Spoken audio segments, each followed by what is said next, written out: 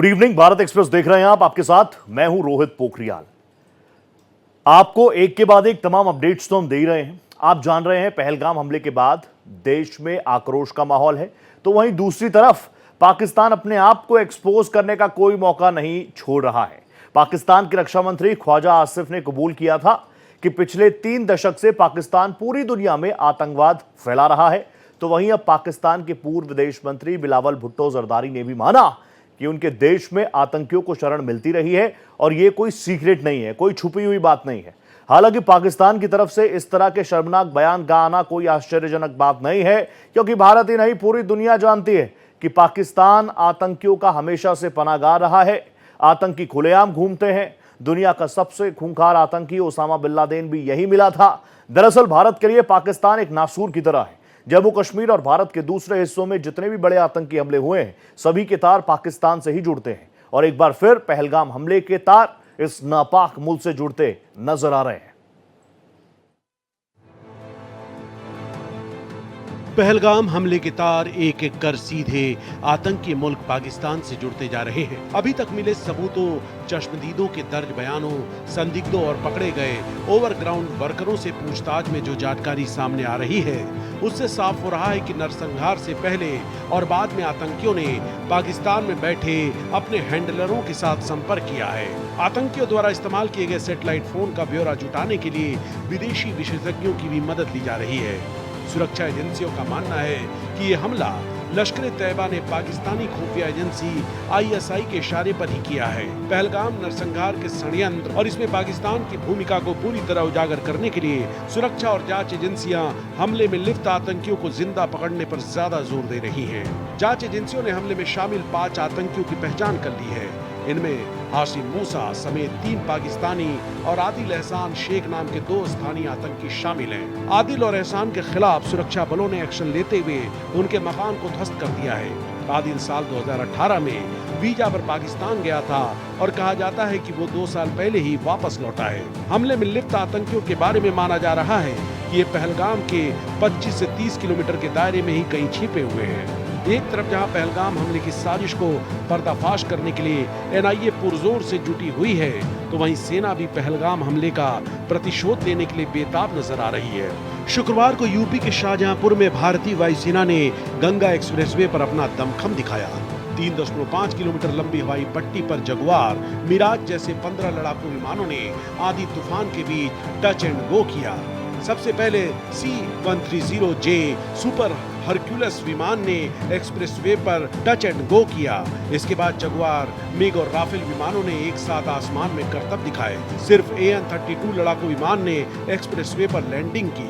करीब 2 घंटे तक वायुसेना के लड़ाकू विमानों ने आसमान में गर्जना कर दुश्मनों को साफ संदेश दे दिया है कि उसे पहलगाम हमले का करारा जवाब दिया जाएगा। 27 लोगों के खून के हर कतरे का सूद के साथ हिसाब लिया जाएगा। Bureau report, Bharat express.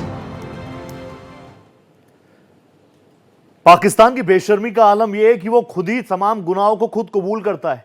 लेकिन क्या इसके पीछे इंटरनेशनल लेवल पर जो प्रेशर होना चाहिए था पाकिस्तान के ऊपर, क्योंकि देखिए कैमरे के सामने सब अच्छी अच्छी बातें करते हैं, चाहे अमेरिका हो चाहे दूसरे सुपर पावर्स हो, लेकिन रह रहकर पाकिस्तान की मदद, पाकिस्तान की एड, और ऐसे में भारत के लिए बहुत बड़ा नासूर पाकिस्तान तो है ही, चैलेंज भी बन जाता है बहुत बड़ा। और उसी चैलेंज को हम कैसे टैकल करेंगे, इस पर बात करने के लिए मेरे साथ एक बहुत ही जबरदस्त मेहमान, बहुत ही शानदार मेहमान जुड़े हुए हैं।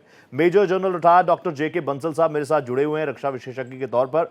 बंसल सर, सबसे पहले आपको नमस्ते, बहुत स्वागत भारत एक्सप्रेस पर, जय हिंद आपको। मैं आपसे समझना चाहूंगा, आपको तो हम लगातार देख रहे हैं, सुन रहे हैं, कई तरह के टिप्स एंड ट्रिक्स भी आप सरकार हो, रक्षा क्षेत्र हो, उस तरफ आप बता ही रहे हैं, लेकिन मुझे तो आप सिंपली ये बता दीजिए कि 10 दिन हो चुके हैं पहलगाम हमले को, अभी भी हम इंतजार कर रहे हैं, वेट एंड वॉच की स्थिति में है, डिप्लोमेटिक स्ट्राइक्स हम पाकिस्तान के ऊपर कर रहे हैं, लेकिन 140 करोड़ भारतीयों का सेंटिमेंट क्या है वो मुझे आपको बताने की जरूरत नहीं है, क्योंकि आप खुद उस यूनिफॉर्म में रहे हैं, देश को आपने सर्व किया है।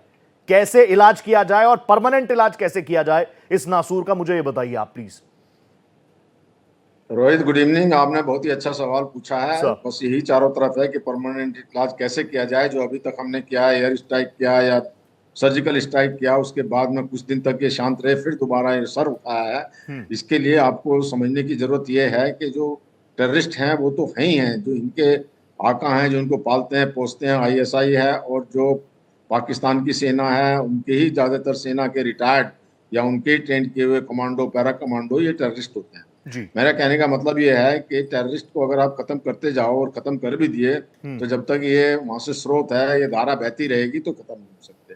अब की बार जो है, जो प्लान बन रहा है, जैसे मैं समझता हूँ कि आईएसआई और जो यहाँ की आर्मी है इसकी कमर तोड़नी है, जो ये सांप है ना उसके फंड को कुचलना है, तो इसलिए ये इसके लिए सारी प्लानिंग हो रही है। मैं यह भी बताना चाहूंगा कि कोई भी काम जल्दी में नहीं होता है, होना नहीं चाहिए। जब हमने सर्जिकल स्ट्राइक और एयर स्ट्राइक किया है उसमें भी 10-12 दिन का टाइम लगा था। जैसे कि जब सर्जिकल स्ट्राइक 2019 में जब एयर स्ट्राइक हुई थी तो उस समय भी 12 दिन लिए थे। तो अभी तो समय है और अब आपकी बड़ी प्लान। दूसरा, एक एलिमेंट ऑफ सरप्राइज रखना है। और इसके साथ साथ देखिए क्या होता है कि जैसे हमारे प्राइम मिनिस्टर ने अब सब कुछ सेना के ऊपर छोड़ दिया है, वो समय, टाइम और जगह और क्या करना है वो करेंगे। मैं आपको बताता हूँ 1971 जब जनरल मानेकशॉ से इंदिरा गांधी ने कहा मार्च के महीने में कि आप अटैक कर दीजिए, तो उन्होंने कहा ये सब सही नहीं है, हमको अपनी प्लानिंग करने दो। और देखिए अब उसमें हालांकि देर लगी, और दिसंबर के महीने में जब भी वो अटैक हुआ तो कितना सफल हुआ कि 93,000 लोगों को जो है मतलब उन्होंने सरेंडर कर दिया। बिल्कुल तो इसी प्रकार से मैं आपसे सेंटिमेंट्स को और भारत की जनता के सेंटिमेंट्स को भी समझता हूँ कि भाई सबके मन में आक्रोश है, गुस्सा है कि पाकिस्तान को जल्दी से जल्दी या टेररिस्ट के आकाओं को जल्दी से जल्दी सबक सिखाया जाए, इसका उन्मूलन किया जाए। लेकिन थोड़ा सा धैर्य रखना पड़ेगा, सब्र का फल मीठा होता है। हमारा एम सिर्फ वहाँ कुछ ऐसा नहीं करना, हमारी सेना का एम है कि उसको बिल्कुल पूरे ढंग से, और हमारे जो सर आपने शुरुआती रिमार्क में मेरे दिल की बात कह दी। यकीन मानिए मेरे दिल में यही सारी चीजें थी कि हमारे देश में 4 आतंकी आ जाते हैं, हमारी फोर्सेस के ऊपर, हमारे सिविलियंस के ऊपर अटैक करते हैं, हम उन चारों आतंकियों को एलिमिनेट कर देते हैं, नेस्ता नाबूद कर देते हैं, उसके बाद हम भी तो चुप हो जाते हैं। मैंने कई एक्सपर्ट से बात करी, मैं आपको भी लगातार सुन रहा हूं, और मैं तो ये मानता हूं कि अगर हमारा मेन्यू यूनिफॉर्म कुछ कह रहा है, अगर आप कुछ कह रहे हो तो फुल स्टॉप के साथ ही वो चीज आएगी, कोई एक्सक्लेमेशन मार्क नहीं, कोई क्वेश्चन मार्क नहीं। लेकिन मैं आपसे समझना चाहूंगा, हमने बालाकोट एयर स्ट्राइक की और हमारी सेनाएं बहुत सक्षम है, मुझे पता है, कहीं कोई शिकवा है नहीं, कहीं कोई क्वेश्चन मार्क है ही नहीं। लेकिन मैं ये जानना चाहूंगा कि हम हमेशा रिएक्टिव मोड में क्यों रहते हैं, हम डिफेंसिव मोड में क्यों रहते हैं? क्यों ना हम प्रोएक्टिव हो जाए पहले से ही, जो लॉन्च पैड्स हैं उनको हम नेस्ता नाबूद कर दें। और सिर्फ आतंकियों को क्यों? क्योंकि ये बात जग जाहिर है कि उन आतंकियों को पालने पोसने का काम तो पाक आर्मी करती है ना। ये आपका प्रश्न बहुत उचित है और अच्छा प्रश्न, आपने अच्छा इसको स्टडी किया है। देखिए अब 2014 से पहले तो हम सिर्फ कंडम करते थे, उसको निंदा कर दिया और जो है कुछ इन्वेस्टिगेशन कर लिया और वो दे दिया। लेकिन अभी जो उसके बाद में, जैसे जो उस मुंबई अटैक हुआ था, उसके बाद में हमारी जो एयरफोर्स तैयार थी अटैक करने के लिए, लेकिन उस समय पॉलिटिकल लीडरशिप ने गो हेड सिग्नल नहीं दिया तो वो नहीं की गई। तो आर्मी एयरफोर्स नेवी हमेशा तैयार रहते हैं, हमारी सेनाएं बड़ी सक्षम है, उसमें कोई दो राय नहीं है। ये 1971 में प्रूव हो गया है कि उस समय 93 वर्ल्ड रिकॉर्ड है कि 93,000 सैनिकों का जो है वो सरेंडर कराया था। लेकिन जो आपने ये कहा कि रिएक्टिव और प्रोएक्टिव, देखिए भारत की जो नीति है वो ये है कि जो भाई हम शांति प्रिय देश है। बिल्कुल, जैसे ही जो 2016 में हुआ तो एक सर्जिकल स्ट्राइक की गई, फिर कुछ दिन ये रहा कि भाई ये चुप रहेंगे, फिर 2019 में फिर एक एयर स्ट्राइक की, और एयर स्ट्राइक के बाद में अभी 2025 है तो 6 साल हो गए, 6 साल तक ये रहा। तो उससे जो है 6 साल करने के बाद में अभी क्या होता है कि देखिए इसमें एक्टिव प्रोएक्टिव की बात नहीं होती, इसमें बात ये होती है कि जो कोई एक देश है, जो पाकिस्तान एक फेल्ड कंट्री है और वहां पे सब टेररिस्ट हैं, मुनीर भी टेररिस्ट है, उसको भी टेररिस्ट से ही उसकी तुलना की गई है। जो एक माइकल रूबिन है, पूर्व जो ऑफिसर हैं पेंटागन के, उन्होंने इनकी तुलना कहा है कि ये बिल्कुल ओसामा बिन लादेन है। ओसामा बिन लादेन गुफा में रहता था, ये महलों में रहता है, और ये पूरा टेररिस्ट है। तो जब टेररिस्ट कोई होता है वो ये अपना भरा बुरा नहीं सोचता, तो वो कभी भी अभी भी हम खत्म कर देंगे, लेकिन जो अगर टेररिस्ट रहेगा वो फिर आएगा। हाँ। आप देखिए पूरे वर्ल्ड में हो रहा है, अभी हमास ने अटैक किया, 1.5 साल से उनको मारा जा रहा है, हिजबुल्लाह को खत्म कर दिया, और अभी जो है हुती के ऊपर में। लेकिन वो जो एक ये कट्टरवादी का है, या जो एक रेडिकल इस्लाम है, या रेडिकल जो है वो अपने को मरने मारने के लिए, खत्म करने के लिए तैयार हैं, लेकिन उनको कभी जो है आप कोई उनको समझा ही नहीं सकता, उनके दिमाग में नहीं आ सकती। पाकिस्तान का हाल ये आज इसी वजह से हो रहा है कि जो जनता वहां की भूखों मर रही है।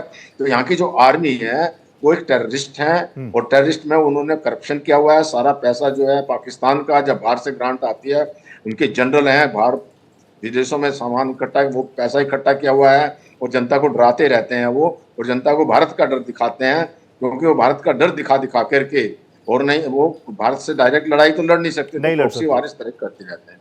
तो मैं कहने का मतलब ये है कि अब की बार काफी हद तक एक पूर्ण इंतजाम इनको सबक सिखाया जाएगा, और सबक इसलिए भी सिखाया जाएगा, थोड़ा थोड़ा जो है पाकिस्तान की जनता भी समझ चुकी है कि सबसे जो है ये आसिम मुनीर और सेना है।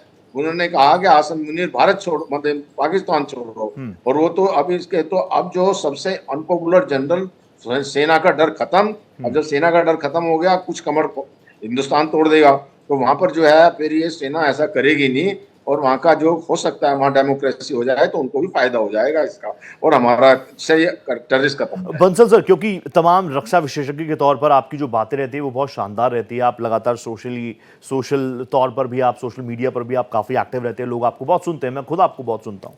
लेकिन मैं आपसे पूछना चाहूंगा, अगर हम ये बात कर रहे हैं कि 2047 तक भारत को विकसित राष्ट्र बनना है, हमें डेवलप नेशन में शामिल होना है, लेकिन हमारे आसपास अगर इस तरह की चीज़ें हैं, आप देखिए पाकिस्तान हमेशा अगर डिस्टर्बेंस दिखाता रहेगा, चाइना की तरफ से उसी तरह की हरकतें होती रहती है, नीचे बांग्लादेश हमको आंख दिखा रहा है, बीच बीच में नेपाल हमको आंख दिखा रहा है, ये सारी चीजें एक डेवलप राष्ट्र के आसपास होना शायद ऐसी होती भी होंगी, इंटरनेशनल पॉलिटिक्स आप बहुत शानदार तरीके से समझते हैं, लेकिन अगर हमें विकसित होना है वाकई, अगर हमें वाकई इन्वेस्टमेंट भी लाना है, तो इन तमाम चीजों को बहुत जल्दी हमें टैकल करना पड़ेगा। ये कोई साइंस वाली बात तो है नहीं, बहुत लॉजिकल बात है।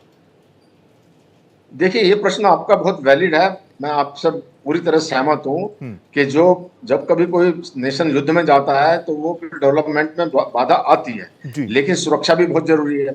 अब जो आप अपने पड़ोसियों को नहीं बदल सकते, ये अटल बिहारी वाजपेयी ने भी कहा था। अब अनफॉर्चुनेटली जो कुछ ऐसे पड़ोसी हो जाते हैं तो आप क्या कर सकते हैं, पाकिस्तान हुआ, बांग्लादेश अभी हो गया है, या जो है मालदीव है, या आप जो चाइना फिर भी थोड़ा समझदारी से काम ये करता है, भी हमारा उनके साथ काफी कुछ सेटल हो गया है। हाँ। चाइना अपनी इकोनॉमी को ध्यान में रखता है, ये तो जब पाकिस्तान तो भूखा नंगा देश है, भागने चला जाता है। पर आप ये देखिए कि जब हर एक नेशन जो एक समझदार नेशन है, वो खासकर इंडिया डेवलप होना चाहता है, आगे बढ़ना चाहता है, लेकिन अगर उनकी सुरक्षा के ऊपर में, सॉवरेनिटी के ऊपर में कोई आना चाहते तो प्रोटेक्ट करना ही पड़ेगा। अब आप क्या देख रहे हैं, जो लड़ाई कोई नहीं, अभी जैसे बहुत सारे कंट्रीज हैं जो लड़ाई के मैदान में या लड़ाई में झुके हुए हैं, तो उनकी सबकी, आप जो है ना इजराइल को देख लीजिए, कितनी बढ़िया इकोनॉमी थी, फलता फूलता कंट्री था, खूब आगे बढ़ रहा था, लेकिन अभी उनकी इकोनॉमी डाउन होगी, ग्रोथ खत्म होगी। लेकिन क्या करें, उनके ऊपर अटैक हुआ तो उनको अपने आप को बचाना पड़ेगा। इसी तरह से आप देख लीजिए, यूरोप में बहुत सारी कंट्री हैं जो लड़ाई के मैदान में जो घुसरा जा रहा है, या जैसे देख लीजिए आप जो कितने इकोनॉमी उनकी डाउन हो रही है सबकी, जो पूरे रिसेशन आ रहा है, तो वर्ल्ड में एक जो लड़ाई है वो रिसेशन का जो है वो एक कारण है। लेकिन ये जो कुछ कंट्रीज ऐसे हैं जो लड़ाई के उसमें उनको लड़ाई पसंद है उनकी।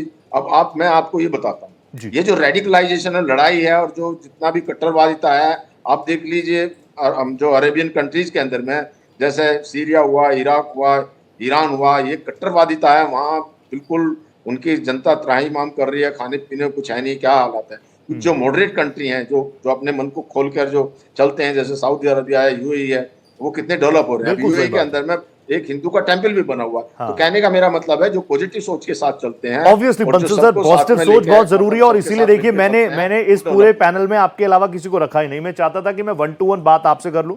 कुछ पॉइंट्स पे आई में साउंड इमोशनल, लेकिन अगर हम बॉर्डर्स पर जाते हैं, एलओसीज पर जाते हैं, इंटरनेशनल बॉर्डर्स पर जाते हैं, तो वहां पर इमोशंस नहीं चलते, वहां पर तो लॉजिकल और प्रैक्टिकल तरीके से हमारी फोर्सेज उतरती है। मैं आखिरी 30 सेकंड, और हालांकि मैं ओवर जा रहा हूं, लेकिन मैं 30 सेकंड और चाहता हूं, क्योंकि देश की जनता अगर आपके मुंह से सुनेगी, क्योंकि हर कोई चाह रहा है अब एक करारा जवाब पाकिस्तान को देना चाहिए, और छोटा मोटा नहीं कि हमने एयर स्ट्राइक कर दी और बात खत्म। इस बार क्योंकि ये बात सब जान रहे हैं, बच्चा जान रहा है कि पाकिस्तान आर्मी आतंकियों को अपनी सरपरस्ती में रखती है। इस बार एक बार मैं फिर से चाहूंगा कि आप हमारे दर्शकों को 30 सेकंड्स में बता दे, आश्वस्त कर दे कि इस बार ऐसा करारा जवाब मिलेगा कि किसी की हिमाकत नहीं होगी। देखिए, बिल्कुल आपने ये सही सवाल पूछा। हमारी तीनों सेनाएं तैयार हैं।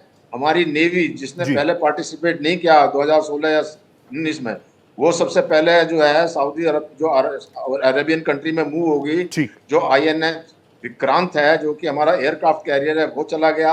INH सूरत, जो डिस्ट्रॉयर है उसके अंदर 16 मिसाइल ली जा सारी जा चीजें सकती जा है। चुकी हैं और ये इंडिकेशंस बहुत सारे हैं। मैं समझता हूं कि आप भी तमाम तरीकों को समझा रहे हैं, दर्शकों तक ये मैसेज पहुंचा रहे हैं। It's a pleasure talking to you sir, thank you so much. JK Bansal साहब, आप जुड़े मेरे साथ, थैंक यू सो मच।